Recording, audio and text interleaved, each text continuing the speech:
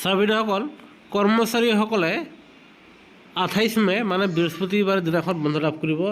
ইয়াত চাব আপোনালোকে ডেটটো পোনে পোনে সফালে চাবলৈ যত্ন কৰিব। ইয়াত চাব 22 মে 2026 একেবাৰে আজিৰ শেহতীয়া খবৰ, য'ত কোৱা হৈছে যে আপোনাৰ বিশেষকৈ ঈদ উল জুহাৰ কাৰণে যি 27 তাৰিখে বন্ধ আছিল, সেই 27 তাৰিখৰ পৰিৱৰ্তে 28 মে বৃহস্পতিবাৰ দিনাখন বন্ধ লাভ কৰিব।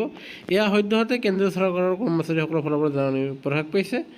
আৰু লগতে এয়া চাব গুৱাহাটী হাইকোৰ্টৰ ফালৰ পৰা এই একেখন তেনেকুৱা ধৰণৰ জাননী প্ৰকাশ পাইছে, যিটো হ'ল এয়া চাব 21 মে 2026, আৰু য'ত কোৱা হৈছে যে 27 তাৰিখ ৱেডনেছডে আছিলে বুধবাৰৰ দিনাখন, আৰু যাৰ পৰিৱৰ্তে এয়া চাব 28/5/2026 থাৰ্ছডে মানে বৃহস্পতিবাৰে দিনাখন ঈদ উল জুহাৰ কাৰণে গুৱাহাটী হাইকোৰ্টৰ কৰ্মচাৰীসকলে সেইদিনাখন বন্ধ লাভ কৰিব।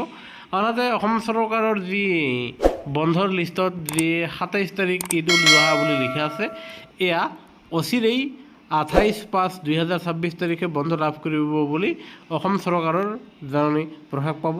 যেতিয়াই অসম চৰকাৰৰ জাননী প্ৰকাশ পাব, আপোনালোকে আমাৰ চেনেলত আগত পাবলৈ সক্ষম হ'ব। সদ্যহতে কেন্দ্ৰীয় চৰকাৰৰ এয়া জাননী, আনহাতে এয়া গুৱাহাটী হাইকোৰ্টৰ কৰ্মচাৰীসকলৰ কাৰণে এয়া জাননী প্ৰকাশ পাইছে 28 তাৰিখে বন্ধ ঈদৰ কাৰণে।